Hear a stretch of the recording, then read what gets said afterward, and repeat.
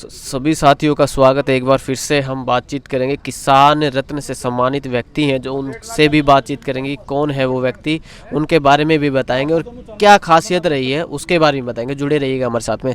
सबसे पहले तो सर मकर संक्रांति की आपको शुभकामनाएं देंगे। धन्यवाद। और ये त्यौहार भी फसलों के साथ जुड़ा हुआ है। जब हम रबी की फसलें जो है वो अपने यौवन पर आती हैं और उधर से ठंड भी अपने यौवन पर होती है, तो उस वक्त ये मनाया जाता है। और जिसके अंदर तिल, मूंगफली, गुड़ इत्यादि इसका बहुत महत्व है। और यहाँ पर आज ये जो कार्यक्रम आयोजित किया गया है HAU के विस्तार शिक्षा निदेशालय द्वारा, तो वहाँ पर डॉक्टर बलवान सिंह जो विस्तार शिक्षा निदेशक हैं, उन्होंने हमें कहा कि हम यहाँ पर जो है रागी के बनाए हुए बिस्कुट और गुड़ है जो पूरे के पूरे ऑर्गेनिक हैं, इसी तरह से कुछ और अन्य उत्पाद जो लोहड़ी पर अपना महत्व रखते हैं, उनको यहाँ पर ला करके लोगों को दिखाएं और उन्हें बेचा भी जाए, ताकि पता चले कि जो आने वाला समय है वो हमारे लिए कितना महत्वपूर्ण है, हमारे स्वास्थ्य के लिए कितना महत्वपूर्ण है।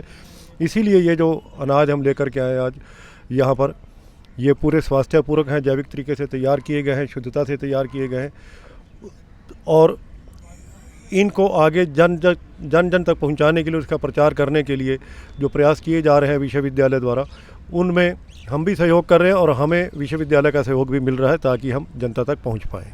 सर, एक किसान रत्न से आपको सम्मानित किया गया है, उसके बारे में आप क्या कहेंगे और दर्शकों को ज़रा उसके बारे में भी बताइएगा।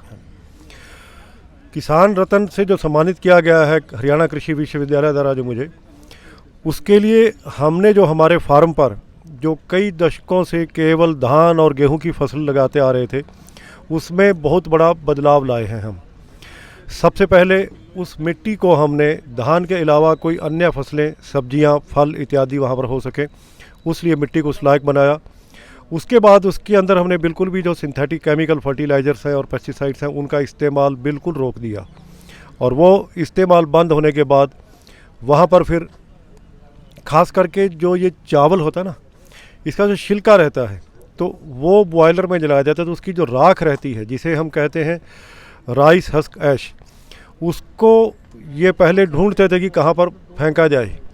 हमने बड़े पैमाने पर अपने खेतों में उसका इस्तेमाल करके मिट्टी की उपजाऊ शक्ति को बढ़ाने के साथ साथ उसके जो फिजिकल करैक्टर थे, केमिकल करैक्टर थे, उनको भी बदल दिया, जिससे वो मिट्टी इतनी उपजाऊ और स्वस्थ हो गई कि आज हम उसके अंदर कुछ भी पैदा करें तो एकदम से लाजवाब पैदा होता है। तो एक तो मुख्य कारण ये है। इसके अलावा हम ये सब शिक्षा आगे किसानों तक भी फैलाते हैं, किसानों को समझाते हैं, बताते हैं कि किस तरह से वो अपनी पद्धतियाँ बदले और स्वस्थ अनाज पैदा करें, पानी को बचाएं। मानव के स्वास्थ्य के लिए यही ज़रूरी है। ये माना जाए कि आपने मिट्टी की गुणवत्ता को संभाला है कहीं ना कहीं और उस पर ज़्यादा काम किया है आपने। बिल्कुल, मिट्टी की गुणवत्ता जो है वही प्रथम स्टेप है, उसके बाद अगली सब चीज़ें आती हैं। तो वहाँ से हमने शुरुआत की और उसके बाद जो आज हम सेहतमंद खाना लोगों को दे रहे हैं, किसानों को हम सिखा भी रहे हैं जगह जगह पर जा कर के, और जैविक खेती कैसे करनी है वो भी उनको बता रहे हैं। तो इस तरह से अन्य फसलें, धान के अलावा जो फसलें हैं, उन फसलों की खेती के बारे में किसानों को सिर्फ पैदा करना ही नहीं, उनको बेचना कैसे है वो भी सिखा रहे हैं। आज आप देख रहे हैं यहाँ पर हम अपने उत्पाद लाए हैं इस मेले पर भी बेचने के लिए, तो हमें इसमें कोई गुरेज नहीं है कि एक जगह पर हम खड़े होकर ये लोगों को दिखाएं और बेचें। तो ये सब किसानों को सिखाने की वजह भी है। साथ ही साथ ये जो किसान रत्न अवार्ड मिला है कि हम चहुमुखी प्रगति कर रहे हैं इस काम में। सर, दर्शकों को ज़रा अपने बारे में बातों में बताइएगा। मैं हरियाणा कृषि विश्वविद्यालय हिसार से ही कृषि स्नातक हूँ। उसके बाद कई वर्षों तक मैंने विभिन्न कंपनियों में काम किया है जो खेती से ही संबंधित थी, परंतु पिछले 2 वर्ष से मैं वापस अपने गांव आया हूं। तो मैंने अपने खेत को संभाला है, जिसको जैविक किया, मिट्टी को सुधारा, और मैं आज भारत सरकार के कृषि मंत्रालय के एक संस्थान मैनेज हैदराबाद में है, उसके द्वारा प्रमाणित जैविक सलाहकार भी हूं किसानों के लिए। और इसके अलावा प्राकृतिक खेती के लिए भी मैं एक ट्रेनर हूं जो ट्रेनर्स को ट्रेनिंग देता हूं। और भारत सरकार की तरफ से हम अधिकारित रीजनल काउंसिल भी है जो जैविक खेती को प्रमाणीकृत करती है। इसके साथ मैं खुद किसान भी हूँ। मैं जो फसलें अपने खेत में तैयार कर रहा हूँ उनके आगे उत्पाद भी बनाता हूँ लोगों तक पहुँचाने के लिए। तो ये एक बहुआयामी प्रतिभा आपके सामने खड़ी है, ये जो हम काम कर रहे हैं। सर कुछ प्रोडक्ट्स बनाए हैं आपने, ज़रा उनके बारे में कुछ जानना चाहेंगे और दर्शकों को आप ज़रूर बताइएगा एक बार। जैसे ये जैविक गुड़ है, ये गन्ना सिर्फ बिना केमिकल पदार्थों के उगाया ही नहीं गया, बल्कि इसको बनाने के समय पर भी किसी भी केमिकल का इस्तेमाल नहीं किया गया है। और ये ऐसी ज़मीन में उगा है कि इसकी जो गुणवत्ता है वो ज़मीन और पानी के वजह से भी बहुत लाजवाब बनी है।